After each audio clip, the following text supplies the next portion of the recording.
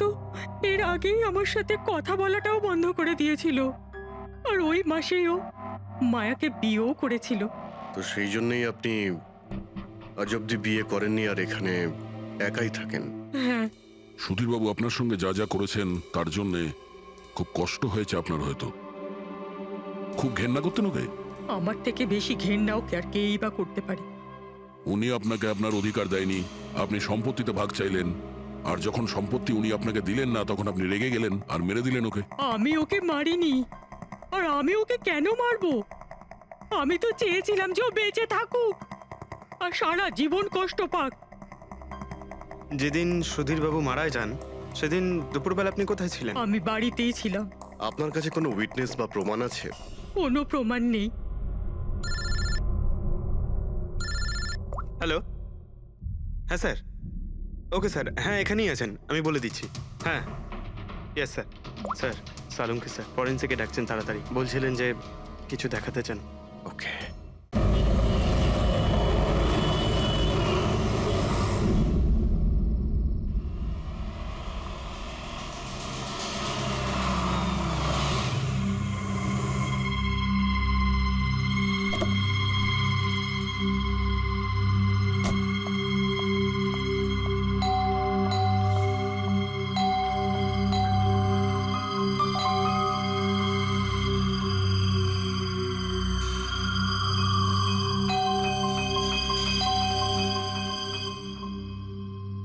আমাদের পার্টিতে ডেকে নিজে ঘুমিয়ে পড়েনি তো?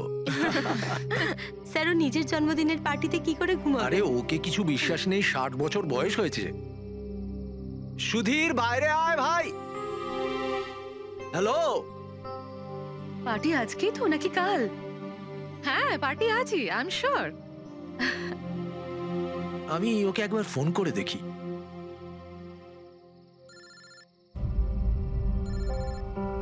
ভেতর থেকেই তো রিং শোনা যাচ্ছে, তাহলে কেউ গেট খুলছে না কেন? তাহলে ভিতর থেকে কেউ দরজা কেন খুলছে না? আমি বললাম না 60 বছর বয়স, এখনো বাচ্চা আছে। Sudhir,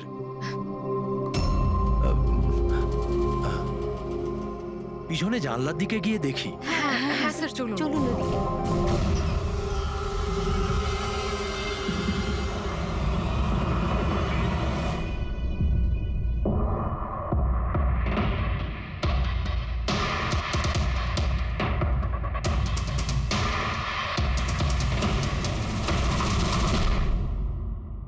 emergency medical card. এনার আমন্ড আর শেলফিশে অ্যালার্জি আছে।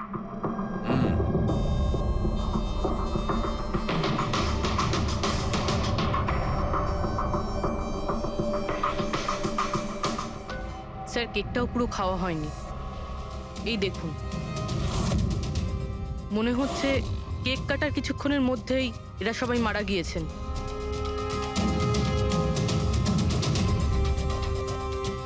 হাতাহাতির কোনো চিহ্নই নেই, সোজা গুলি করেছে।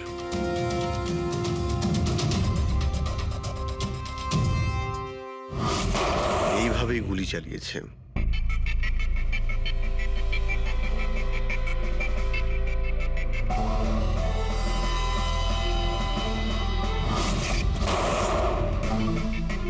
আরেকটা লাশ কোথায়? ভেতরে আছে স্যার।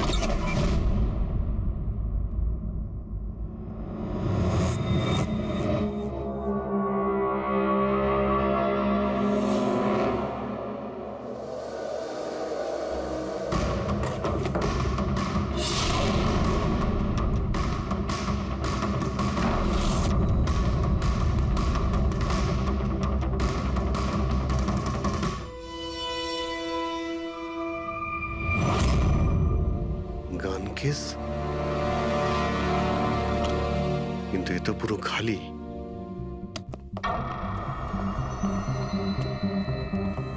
তবে স্যার, এই ঘটনা ঘটেছে কতক্ষণ হয়েছে? এই 4 জনের মৃত্যুই কালকে দুপুর 2টো থেকে 4টের মধ্যে হয়েছে। এরা কে কিছু জানতে পারলে? হ্যাঁ স্যার, উনি সুধীর বাবু, আর কে উইপস ইন্ডাস্ট্রির চেয়ারম্যান। ওর বড় ছেলে নীল, আর এ ওর ছোট ছেলে রিতেশ। আর ভিতরে যে আছে সে সুধীর বাবুর স্ত্রী মায়া। স্যার, নীল আর রিতেশ দুজনেই আর.কে উইভস কোম্পানির বোর্ড মেম্বার ছিল, কিন্তু কোম্পানির অবস্থা খুবই খারাপ ছিল, বন্ধ হওয়ার জোগাড়। প্রচুর ধার বাকি হয়ে গেছিল আর বাজারের ধারও মেটাতে পারছিল না, সমস্যা বেড়েই চলেছিল।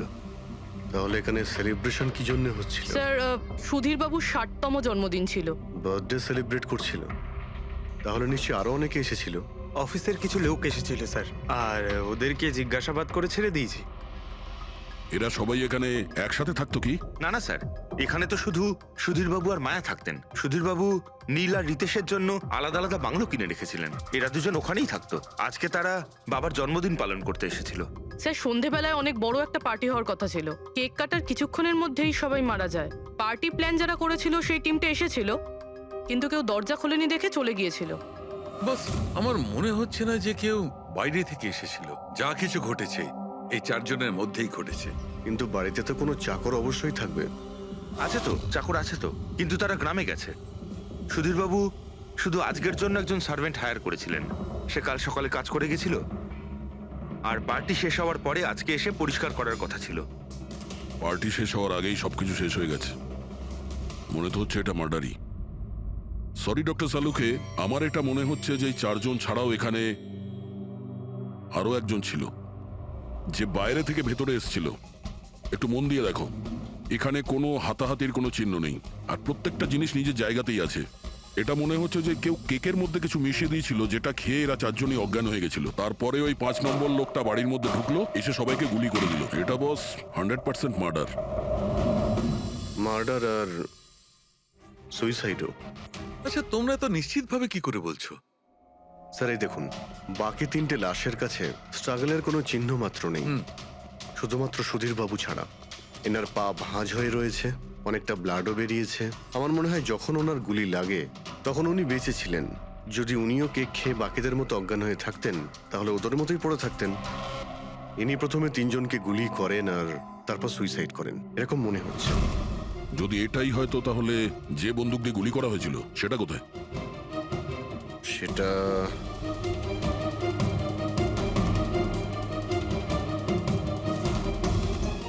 এখানে গুলি লেগেছিল মানে মাথাতে। সুধীরবাবু যদি এইভাবে গুলি চালান তো এইভাবেই হয়তো পড়েছেন, আর তখনই হাত থেকে বন্দুকটা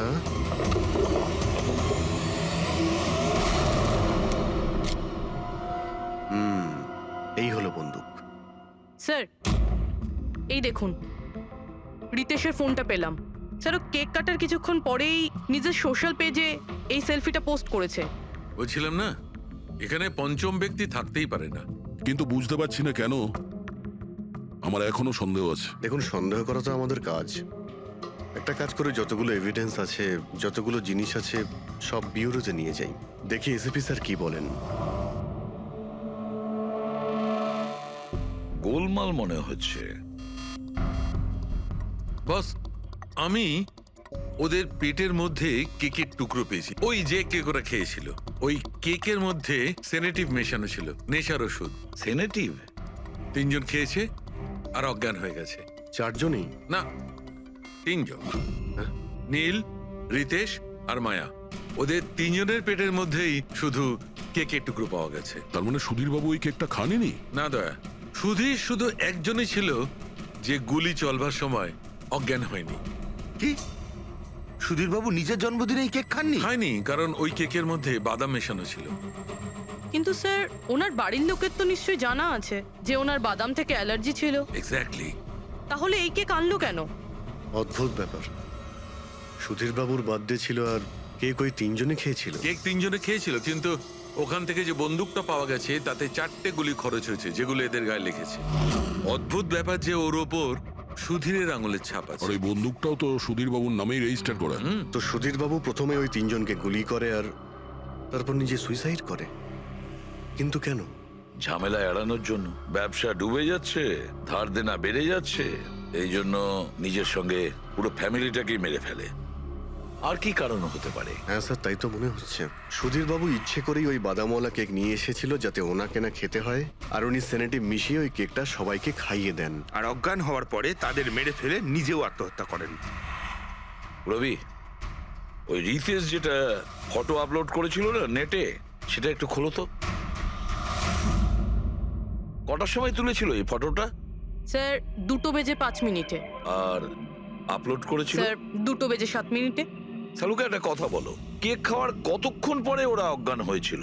20 থেকে 25 মিনিট। মানে 2:30 না 2:35? আমার মনে হয় ওরা সবাই ওই সময়ই মারা গিয়েছিল, 2:30 থেকে 2:45-এর মধ্যে। মানে সবকিছু ঘটেছে ওই 40 মিনিটের ভেতরেই। 1 মিনিট, ওই দেখো, ওই ছায়াটা কার? ওই শ্যাডো? এই চারজন তো এখানে দাঁড়িয়েছিল, তাহলে ছায়া ওখানে গেল কি করে? সেটা ওখানে গিয়েই দেখতে হবে। এই শ্যাডোটা কার ছিল? 2:04। পর্দার পজিশন একদম ঠিক আছে তো? একদম স্যার। পজিশন নিয়ে নি। রেডি? 2:05 ইয়া। আরে এখানে তো কোনো ছায়া দেখতে পাচ্ছি না। তাহলে ওখানে ছায়া কোথা থেকে এলো?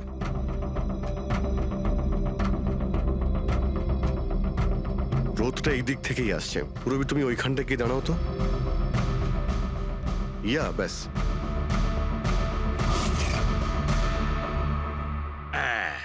এইখানে ছায়াটা দেখা যাচ্ছে, ঠিক যেমনটা ওখানে ছিল, সেম টু সেম। আমি ঠিকই বলেছিলাম, এখানে কোনো 5 নম্বর লোক ছিল। আর সে ওখানেই দাঁড়িয়েছিল যেখানে আমি দাঁড়িয়েছিলাম। এই সেই লোকটাই হবে যে সুধীরবাবু আর তার পরিবারকে মেরেছে। আর সে আমাদের অলমোস্ট ধোকা দিয়ে দিয়েছিল যে এটা মার্ডার কাম সুইসাইড। আর ওর ছায়াই ওকে ধোকা দিয়ে দিয়েছে। কিন্তু স্যার, আমরা এই ছায়ার মাধ্যমে খুনি অবধি পৌঁছবো কি করে? খুনির মেন টার্গেট ছিল সুধীর বাবু, আর সে ওই সময় ওখানেই দাঁড়িয়েছিল। নিশ্চয়ই চেনা জানাই কেউ হবে। কারেক্ট। খোঁজ নিয়ে দেখো সুধীরবাবু পার্টিতে কাদের কাদের ডেকেছিলেন।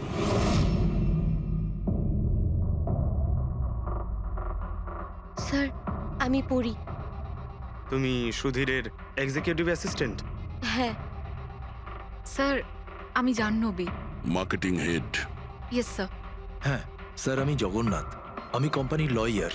আর সুধীর বাবুর পার্সোনাল লয়ারও। আগে হ্যাঁ, কিন্তু আপনারা আমার কাছে কি জানতে চাইছেন? সুধীরবাবুর কোম্পানিতে প্রায় 300 লোক কাজ করতেন, কিন্তু উনি পার্টিতে শুধু আপনাদের 3 জনকেই ডাকলেন। এরকম কিসের বিশেষ সম্পর্ক ছিল আপনাদের সঙ্গে সুধীরবাবুর? স্যার, আমি আগেও বলেছি যে আমি ওনার এক্সিকিউটিভ অ্যাসিস্ট্যান্ট। তো একজন এক্সিকিউটিভ অফিসারের সঙ্গে এতটা পার্সোনাল রিলেশনশিপ? স্যার, আমি ওনার শুধু কাজই না, বরং ওনার পার্সোনাল লাইফও ম্যানেজ করতাম। আই মিন পার্সোনাল আর প্রফেশনাল দুটোই। আর ওই দিনও আমি পার্টি ম্যানেজ করতে গেছিলাম, সেলিব্রেট করতে না। আর উকিল বাবু আপনি? স্যার, আমি আর সুধীর হলাম ছোটবেলাকার বন্ধু। ওর বার্থডে আর আমি যাব না, এটা কি করে হতে পারে? আর আপনি, আপনাকে কেন ইনভাইট করেছিল সুধীরবাবু পার্টিতে? স্যার, আমাকে সুধীর স্যার না, নীল ইনভাইট করেছিল। আমি আর নীল খুব ভালো বন্ধু ছিলাম। I see. তো আপনি ওনার পুরো শিডিউল ম্যানেজ করতেন। হুম। তো এই বার্থডে পার্টির দিন কেউ কি আসার কথা ছিল? কোনো মিটিং রেখেছিলেন আপনারা? স্যার, ওই দিন ব্যাংক হলিডে ছিল, তার জন্য কোনো মিটিং বা অ্যাপয়েন্টমেন্ট ছিল না। আর ওনার বার্থডে ছিল, তাই উনি পুরো দিন ওনার ফ্যামিলির সাথেই কাটাতে চাইতেন। দুপুর 2 থেকে 3টের মধ্যে আপনারা কোথায় ছিলেন? স্যার, আমি তো আমার বাড়িতেই ছিলাম, ভ্লগ বানাচ্ছিলাম। V blog? Video blog. আমার একটা ইন্টারনেট চ্যানেল আছে যেখানে আমি ভিডিও বানিয়ে আপলোড করি। স্যার, আমি বাড়িতে ঘুমোচ্ছিলাম, আমার শরীরটা ঠিক ছিল না। স্যার, আমি আমার ফ্যামিলির সাথে ফিল্ম দেখতে গিয়েছিলাম। আচ্ছা, কিছুদিনের মধ্যে সুধীরবাবুর ব্যবহারে কোনো পরিবর্তন দেখেছিলেন আপনারা? হ্যাঁ স্যার, আমি একটা জিনিস নোটিস করেছিলাম। স্যার, আজ থেকে ঠিক 1 মাস আগে আমাদের মিটিং চলছিল।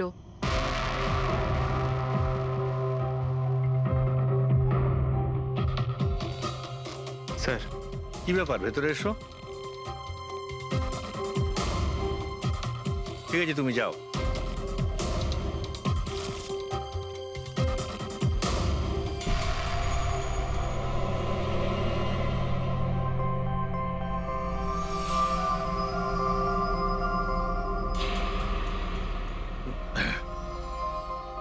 Sorry gentleman, meeting is over. বাচ্চাদের পোশাক? Yes sir. আচ্ছা, আর কিছু নোটিস করেছিলেন আপনারা? কোনো অদ্ভুত কিছু? হ্যাঁ স্যার, এই 2 সপ্তাহ আগে উনি আমাকে বলেছিলেন যে উনি ওনার দলিল চেঞ্জ করতে চান। উইল বদলাতে চাইছেন কেন? জানি না স্যার, ওনার দলিলে 3 জন মানুষের নাম ছিল। একজন ওনার স্ত্রী মায়া, আর 2জন ওনার ছেলে। কিন্তু উনি চতুর্থ একজনের নাম জুড়তে চাইছিলেন, অ্যাড করতে কি চাইছিলেন। কি নাম ছিল ওই চতুর্থ জনের? ওনার নাম তো উনি বলেননি। আপনি কি উইলটা বদলেছিলেন? আসলে আমি পেপার সব তৈরি করে দিয়েছিলাম, ব্যাস নাম ভরে ওতে সুধীরকে সই করতে হতো। জানি না কি হলো, হঠাৎ নিজের বার্থডের কিছুদিন আগে ও আমাকে বলল যে দলিল বদলাতে চায় না, ওই পুরনো দলিলটাই থাকবে। ঠিক আছে, এই চতুর্থ ব্যক্তি আবার কোথা থেকে এলো যার নাম সুধীরবাবু নিজের উইলে ইনক্লুড করতে চেয়েছিলেন? সুধীরজির মৃত্যুর এই চতুর্থ জনের সঙ্গে কোনো কানেকশন থাকতে পারে। আমার তো এটাই কিছুতে মাথায় ঢুকছে না। বাচ্চাদের পোশাক কেউ কাউকে কেন পাঠাতে যাবে?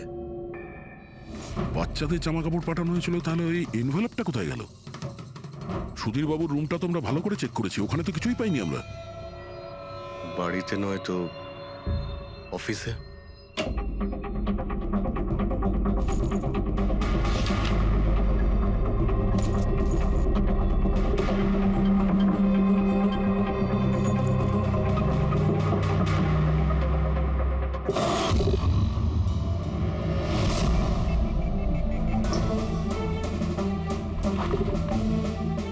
পেয়ে গেছি।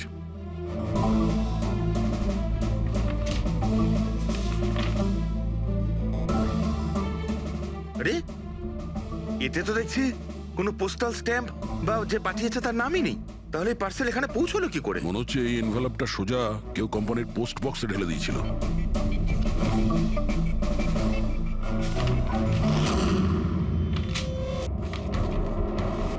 এই এনভেলপটা ডক্টর সালুকের কাছে পাঠিয়ে দিই, উনি হয়তো কিছু পেতে পারেন।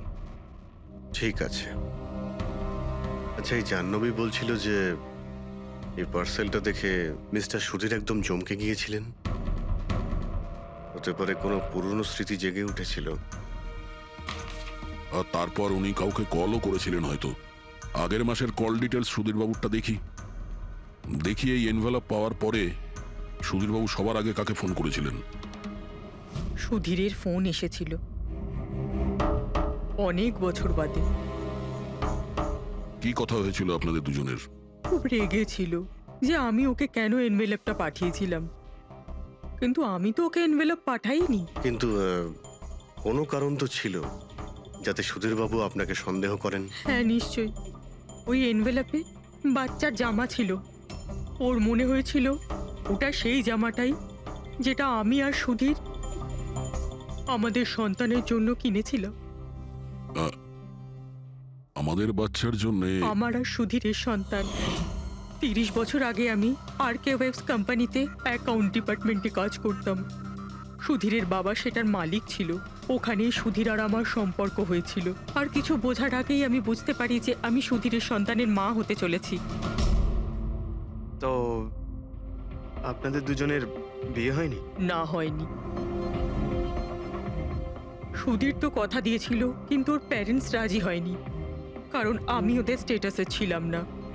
ওনারা তো সুধীরের বিয়ে অনেক বড়লোক বাড়িতে আর সেম স্টেটাসে করতে চেয়েছিলেন।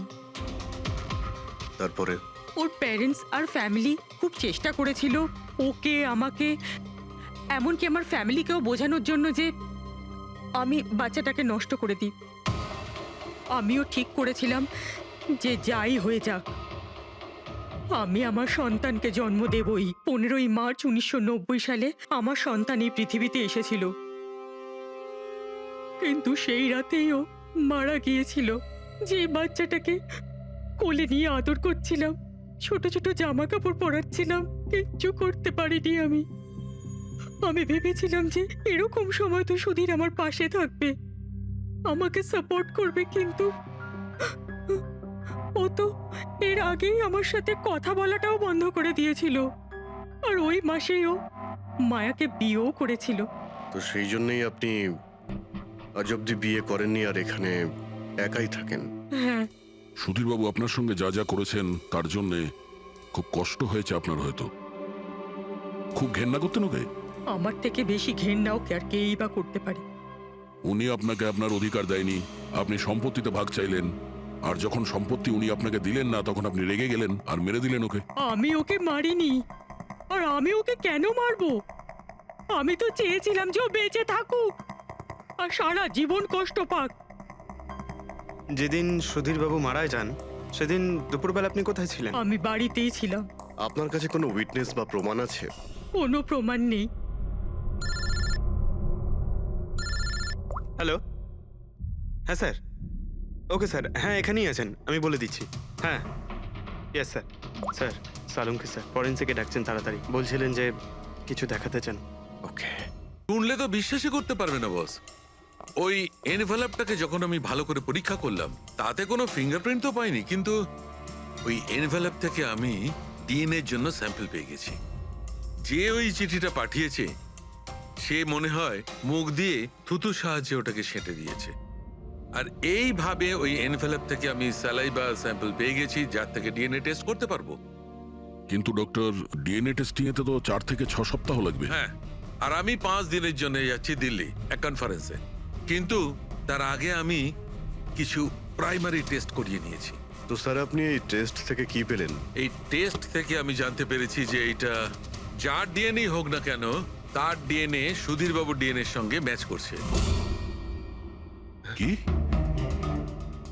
তার মানে এই যে তার মানে হচ্ছে এইটা যে এই চিঠিটা পাঠিয়েছে সেটা সুধীরবাবুর কোনো রক্তের সম্পর্কের লোক। তার মানে সুধীরেরই নিজের কেউ সুধীরকে ব্ল্যাকমেল করছে, কিন্তু কে কে হতে পারে? স্যার, অদিতির পেটে যে বাচ্চাটা ছিল সেটা তো মরা অবস্থায় জন্মেছিল। হ্যাঁ, আর রইল বাকি সুধীরবাবুর 2 ছেলে নীল আর রিতেশ। ওরা দুজন আবার সুধীরবাবু আর অদিতির গোপন রহস্যটা জেনে ফেলেননি তো? হতে পারে তার জন্যই ব্ল্যাকমেল করছিলেন, বাচ্চাগুলোর পোশাক পাঠিয়ে। আচ্ছা স্যার, ওই যে বাচ্চাদের পোশাক পেয়েছিলাম ওগুলো কি সত্যি পুরনো নাকি ময়লা টয়লা করে পুরনো দেখানোর চেষ্টা করা হয়েছে? আমি ওগুলোকে স্পেশালাইজড ল্যাবে পাঠিয়ে দিয়েছি চেক করার জন্য, তাড়াতাড়ি জানা যাবে। আচ্ছা, পুরোপুরি সুধীরবাবুর ছেলের ব্যাপারে কি জানতে পেরেছো? কি করতো? স্যার 1 বছর আগে সুধীরবাবু নিজের কোম্পানিতে নিজের ছেলেদেরকেই বোর্ড মেম্বার বানিয়েছিলেন, আর তারপর থেকেই কোম্পানি লসে যেতে শুরু করলো। ওরা কোম্পানির টাকা নিয়ে নিজেরাই নয়ছয় করতো, দামি দামি গাড়ি, প্রচুর শখ মেটাতো, সবকিছু করতো শুধু কাজ বাদ দিয়ে। কিন্তু স্যার সুধীরবাবু তার ছেলেদের খুব ভালোবাসতেন, দুজনের জন্য আলাদা আলাদা বাংলো। আচ্ছা, এটা নয় তো যে ওদের দুজনের মধ্যেই কেউ ওই এনভেলপটা লেটার বক্সে ফেলেছিল? কিন্তু একটা কথা কিছুতেই মাথায় ঢুকছে না, এই ব্ল্যাকমেলিং কেন? আরে ভাই, টাকার জন্য। কোম্পানি ডুবে যাচ্ছিল। কারেক্ট। কোম্পানি কাঙাল হওয়ার আগে যা কিছু গুছিয়ে নিতে পারো গুছিয়ে নাও। যদি সুধীরবাবুর 2 ছেলে তাদের বাবাকে টাকার জন্য ব্ল্যাকমেল করে থাকে তাহলে নিশ্চয়ই ওনার ব্যাংকের অ্যাকাউন্টে নিশ্চয়ই টাকা এসে থাকবে, খুব বড় রকমের ফিগার। একটা কাজ করো, এই দুজনের পার্সোনাল অ্যাকাউন্ট, কোম্পানি অ্যাকাউন্ট সব চেক করো, দেখো কোনো বড় অ্যামাউন্ট এসেছিল কিনা। স্যার, স্যার কিছু পেয়েছি স্যার। আরকে উইপস ইন্ডাস্ট্রি থেকে কোটি টাকা ট্রান্সফার হয়েছে স্যার। কার অ্যাকাউন্টে ট্রান্সফার হয়েছে? 1 মিনিট দেখছি। এগুলো রিতেশ আর নীলের অ্যাকাউন্টই হবে? না স্যার, প্রাইভেট অ্যাকাউন্ট, রেচেলের নামে। কোন টাকা? আপনারা কি নিয়ে কথা বলছেন? আমি কিচ্ছু জানি না। কোন টাকা? সেই টাকাটা যেটা আরকে উইপস এর অ্যাকাউন্ট থেকে তোমার অ্যাকাউন্টে ট্রান্সফার হয়েছে। এবার কিছু মনে পড়েছে? ওটা তো আমার স্যালারি, আমি ওখানে কাজ করতাম। স্যালারি? 11 কোটি স্যালারি? হ্যাঁ, তাও আবার 2 সপ্তাহের। ওই হিসাবে তো তোমার মান্থলি স্যালারি 22 কোটি টাকা হবে। কি কাজ কি করো তুমি? ব্ল্যাকমেলিং এর কাজ। তুমি আর রিতেশ দুজন মিলে সুধীরবাবুকে ব্ল্যাকমেল করছিলে। দেখো রিচেল, আমরা খুব ভালো করেই জানি যে তুমি আরকে কোম্পানিতে একদিনের জন্যও কাজ করনি। এবার পরিষ্কার করে সত্যিটা বলবে নাকি? রিতেশ কিন্তু আর নেই, তাই যত শাস্তি সব তোমাকেই কিন্তু পেতে হবে। ব্ল্যাকমেলিং আর এক্সটর্শনের শাস্তি জানো তুমি? আমি কাউকে ব্ল্যাকমেল করিনি। তাহলে সুধীরবাবু কি তোমাকে 11 কোটি টাকা এমনিই দান করে দিলেন? সুধীর আঙ্কেল তো ওই টাকা ট্রান্সফারই করেননি। তাহলে কে করেছিল? আমার বয়ফ্রেন্ড রিতেশ। ও আমাকে বলেছিল যে ওর কোম্পানির টাকা ও কিছুদিনের জন্য অন্য কোথাও রাখতে চায়। অন্য কোথাও? কেন? জানি না, আর আমি জিজ্ঞাসাও করিনি। তুমি রিতেশকে জিজ্ঞাসা করনি, আর যখন রিতেশ মারা গেল তখন পুলিশকেও বলনি। আমি ভেবেছিলাম যে রিতেশ তো আর বেঁচে নেই, তাই টাকাগুলো আমি রেখে দিই। কেউ কি করে জানতে পারবে? কিন্তু সুধীরবাবুর ফ্যামিলিকে মারতে পারে কারা? পরি তো ভিডিও বানাচ্ছিল, আর জাহ্নবী অসুস্থ ছিল, আর জগন্নাথ নিজের ফ্যামিলির সঙ্গে ফিল্ম দেখছিল। কিন্তু অদিতির ব্যাপারে আমি কিছুই বুঝতে পারছি না। কিন্তু কে হতে পারে যে সুধীর বাবুকে এনভেলপ পাঠায়, ওই প্যাকেটটা পাঠায়? সে কে? ওর নামটা সুধীর বাবু উইলে লিখতে চেয়েছিলেন, কিন্তু লেখেননি। সে কে?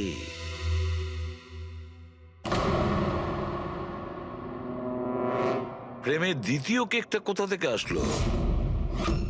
হ্যাঁ স্যার, এখানে দুটো কেক। সেটাই তো, যখন বার্থডে ছিল সুধীর বাবু তার নিজের ফ্যামিলির সঙ্গে, ছোট কেকটা কেন কাটতে যাবে যেখানে এত বড় কেকটা রয়েছে এর সামনে? স্যার, যাতে ও রাতে পার্টিতে বড় কেক খেতে পারে। আরে ভাই, সুধীর বাবু কি 18 বছরের বাচ্চা ছিল নাকি যে নিজের বার্থডেতে দুটো কেকের অর্ডার দেবে? স্যার, হতে পারে এই কেকটা ওনাকে কেউ গিফট করেছে, এই কিন্তু বাদামওয়ালা সেটা কেক। তো বক্সে নিয়ে আসবে, আর তার উপরে কেক শপের নামটাও লেখা থাকবে। না স্যার, ওখানে তো আমরা কোনো বক্স পাইনি। ছিল না? হতে পারে কেউ এই কেকটা বাড়িতে বানিয়েছে। সেই জন্যই আমরা ওখানে বক্স পাইনি। কিন্তু এই আমন্ড দেওয়া কেক পাঠালোটাকে?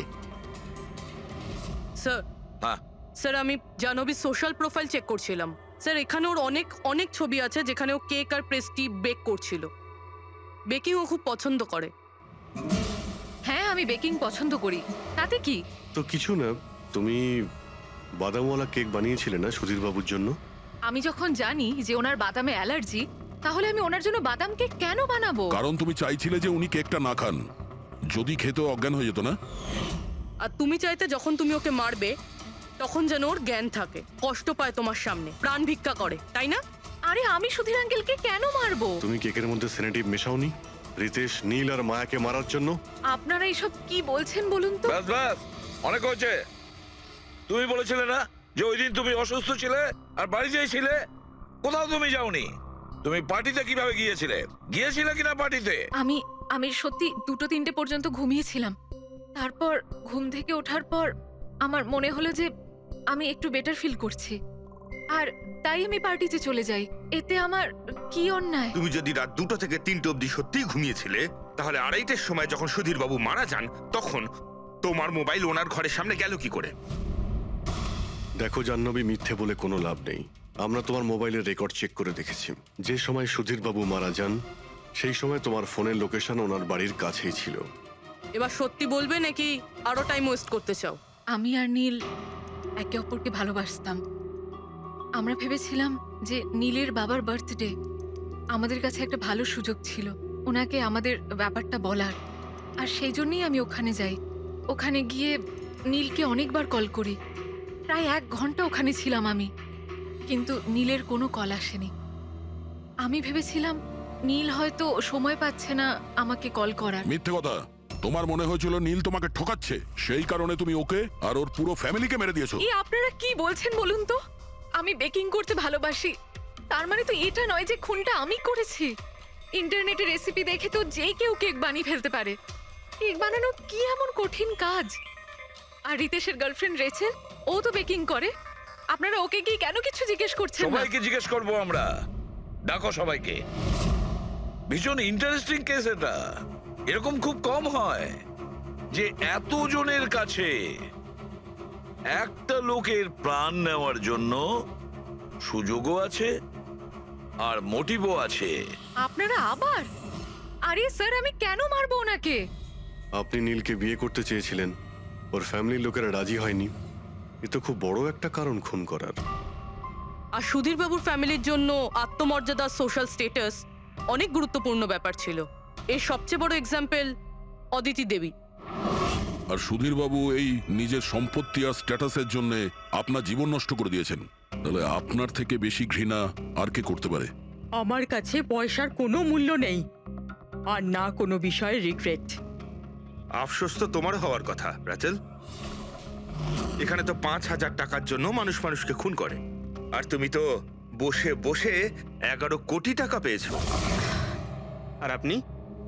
আপনার হাতে তো সুধীর বাবু তার লাইফের রিমোট কন্ট্রোল দিয়ে দিয়েছিল। আপনি সবই জানতেন ওনার ব্যাপারে। এটাও জানতেন যে উনি ওনার গানটা কোথায় রাখেন। দেখুন, আপনাদের যা ইচ্ছে বলতে পারেন। আমি আপনাকে আগেও বলেছিলাম যে আমি সেদিন ঘরে ভিডিও ব্লগ বানাচ্ছিলাম, চাইলে আমার ফোনও চেক করতে পারেন। হ্যাঁ হ্যাঁ নিশ্চয়ই, ওই দেখি। জানা তো যাবে কিভাবে ভিডিও ব্লগ বানানো যায়।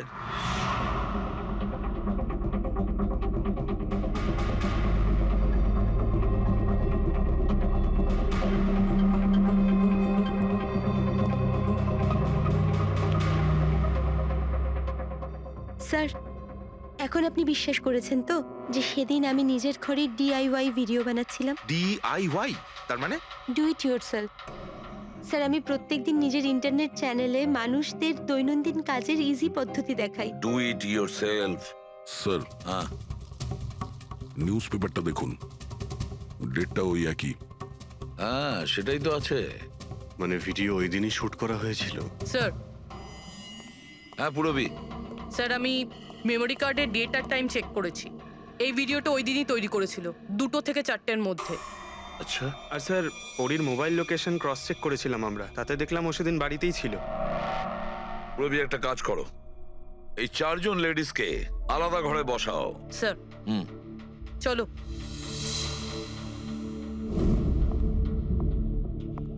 স্যার, কি ভাবছেন আপনি? সমস্ত প্রমাণ তোর পক্ষেই দেখছি। এই কেসটা তো আমি অন্ধকারে ডুবে যেতে দেখছি। ঠিক একটা কথা তো পরিষ্কার, যখন অন্ধকার হয় তখন কোনো ছায়া পড়ে না। কিন্তু আমার মনে হয় এই পুরো কেসটাই ছায়ারই খেলা। সানডাইল জানো তো? সানডাইল এই জিনিসটা আসলে সূর্যের আলো কোন দিকে যায় সেই অনুযায়ী টাইমটা দেখায়। হ্যাঁ, সানডাইল এমন একটা জিনিস যেটা থেকে আমরা আকাশের সূর্যের পজিশনটা বুঝতে পারি, যেটা থেকে আমরা সময়টা আন্দাজ করতে পারি। এবার দেখো, আমাদের পৃথিবী ঘুরতে থাকে আর সেই জন্য সূর্যের অ্যাঙ্গেলটাও বদলে যায়, যেটার কারণে সানডাইলে ছায়ার পজিশনটা বদলাতে থাকে। আব, এটা তো মাথায় ঢুকে গেছে স্যার, কিন্তু এটার এই কেসটার সাথে কি সম্পর্ক বলুন এর তো? সঙ্গে সম্পর্ক আছে ফেডরিক। পরি,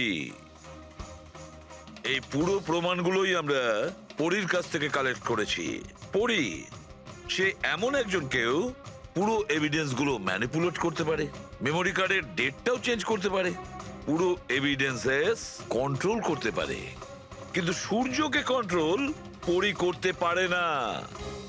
ভুলে যেও না যে সূর্য কোনো সময়ই ভুল সময় সে দেয় না। তার মানে পরী ভিডিওতে ডেট আর টাইম দুটোই চেঞ্জ করে দিয়েছে? হয়তো চেঞ্জ করেছে বা করেনি, কিন্তু এখন আমরা এই ছায়াকে প্রশ্ন করব যে পরি সত্যি বলেছে না মিথ্যে বলেছে। কারেক্ট, এই সেটিংটা একদম সেরকমই হয়েছে যেমন পরীর ভিডিওতে ছিল। আর রোদও সেই রকম আছে সেদিন যেরকম ছিল। শুধু পরীর জায়গায় পুরবি দাঁড়িয়ে আছে। স্যার, আমরা এখানে কি করব? আগামী 6 ঘন্টা পর্যন্ত পুরবীকে এইভাবেই দাঁড়িয়ে থাকতে হবে যেভাবে ভিডিওতে পরী দাঁড়িয়েছিল। আমরা এটাই দেখতে চাই যে যদি পরী সত্যি কথা বলে তাহলে 2টো থেকে 4টের মধ্যে পুরবীর মুখে ঠিক সেই জায়গা থেকে রোদ্দুর পড়বে যেমন পরীর মুখে ছিল। আর স্যার, যদি আমার ছায়া পরীর ছায়ার সাথে ম্যাচ না করে তো? তো দেখতে হবে। ক্যামেরা অন করো।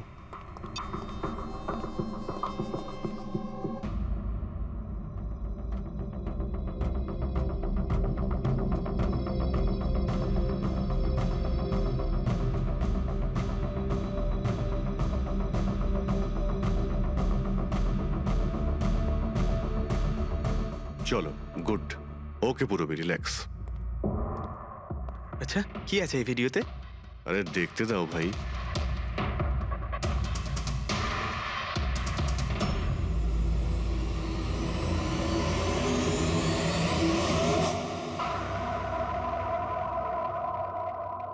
তো সকাল 11টা থেকে 1টার মধ্যে তুমি ওই ভিডিওটা রেকর্ড করেছিলে।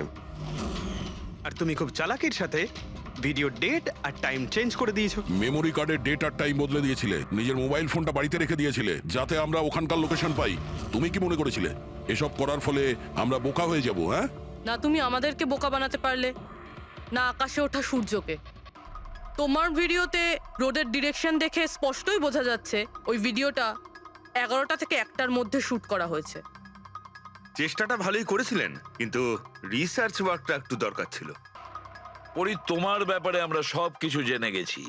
পড়ি, আমাদের হয়তো ম্যাক্সিমাম 4 সপ্তাহ সময় লাগবে তোমার ডিএনএ টেস্ট করে এটা প্রমাণ করতে যে তুমি সুধীর বাবুর মেয়ে, কিন্তু তাতে সত্যিটা বদলে যাবে না।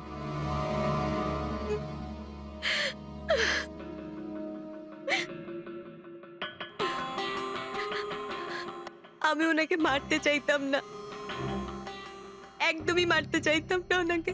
আমি তো শুধু এইটুকু চাইতাম যে উনি আমাকে স্বীকার করুক। ছোট থেকে এখনো অবধি আমি অনাথ আশ্রমে বড় হয়েছি, তার জন্য একটা ফ্যামিলি চাইতাম আমি। তুমি সুধীর বাবুর ব্যাপারে জানতে পারলে কিভাবে? ওই আমার ছোটবেলার জামা কাপড়ের জন্য। ওই জামা কাপড়ে হসপিটালের কার্ড ছিল, উনি ওটা বের করতে ভুলে গেছিলেন।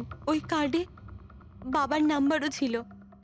তারপর আমি বাবাকে অনেক খুঁজলাম, তখন শেষ পর্যন্ত ওনার কোম্পানির কথা জানতে পারলাম। কিন্তু তুমি ওনার কোম্পানি কেন জয়েন করলে? তুমি চাইলে সুধীর বাবুকে অন্য জায়গাতেও কথাটা বলতে পারতে যে তুমি ওনার মেয়ে। কিন্তু আগে আমি ওনার সাথে দেখা করতে চাইতাম, চিনতে চাইতাম ওনাকে। তারপর আস্তে আস্তে জানতে পারলাম যে উনি খারাপ মানুষ নন, মনের দিক থেকে খুবই বড়। তখন আমি ভাবলাম যে হয়তো ওই সময় ওনার অবস্থা খুব খারাপ ছিল, তাই অনাথ আশ্রমে দিয়েছিল আমাকে। কিন্তু এখন তো ওনার খুব ভালো অবস্থা, এখন তো উনি আমায় আপন করতে পারতেন। তাহলে ওনার সঙ্গে দেখা হতে না হতেই প্রপার্টিতে ভাগ কেন চাইলে? কারণ আমি জানতে চাইতাম যে ওনার কাছে ইম্পর্টেন্ট কি, টাকা না আমি।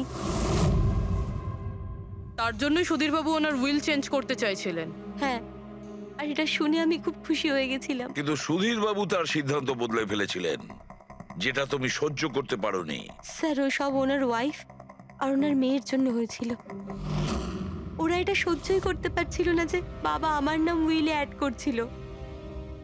অর্থাৎ আরো একবার সুধীর বাবু আপনাকে মেনে নিতে অস্বীকার করলেন। হ্যাঁ, আর এইবারও ঠিক ফ্যামিলির জন্যই। উনি একদম বদলাননি, উনি একদম ঠিক আগের মতোই ছিলেন। সেলফিশ, সুবিধাবাদী, দায়িত্বজ্ঞানহীন। সহজভাবে নিজের ভাগটা পাননি বলে ওনাকে ব্ল্যাকমেল করতে শুরু করে দিলেন। না, আমি যখন ওনাকে প্রথম এনভেলপ পাঠিয়েছিলাম তখন আমার এরকম উদ্দেশ্য ছিল না। আর না আমি এতটাই বোকা যে এনভেলপ নিজের মুখ দিয়ে সিল করব। আমি তো এটাই ভাবতাম যে অ্যাটলিস্ট উনি আমাকে নিজের ফ্যামিলিতে ইনক্লুড করুক, আমার নিজেরও একটা ফ্যামিলি হোক। আর তার জন্যই আমি বাবার জন্মদিনের দিন নেশাযুক্ত ওষুধ দিয়ে বাদামের কেক নিয়ে ওনার বাড়িতে গেছিলাম। Happy birthday to you.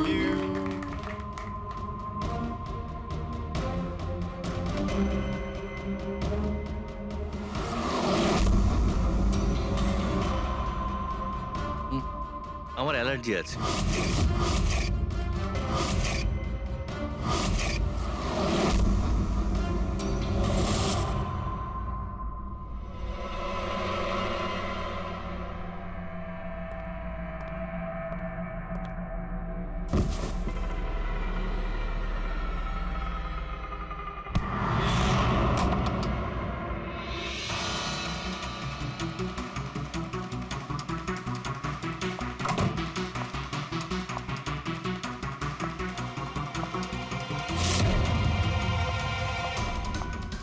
বাবা,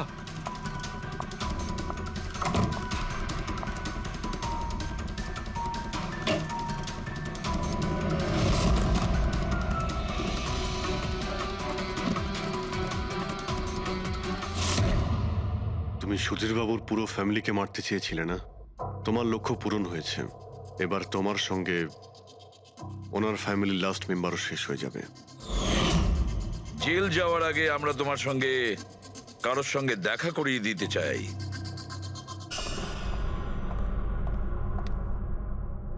ইনি অদিতি দেবী, তোমার মা। মা, আপনাকে মিথ্যে বলা হয়েছিল যে আপনার সন্তান মৃত জন্ম নিয়েছিল।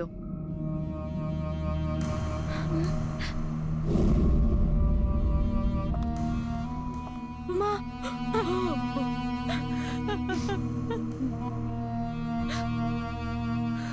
ওর এই সুধীর বাবু আর তার ফ্যামিলিকে শেষ করে দিয়েছে। আমরা দুঃখিত, আপনারা দুজন আবার বিচ্ছিন্ন হয়ে যাচ্ছেন।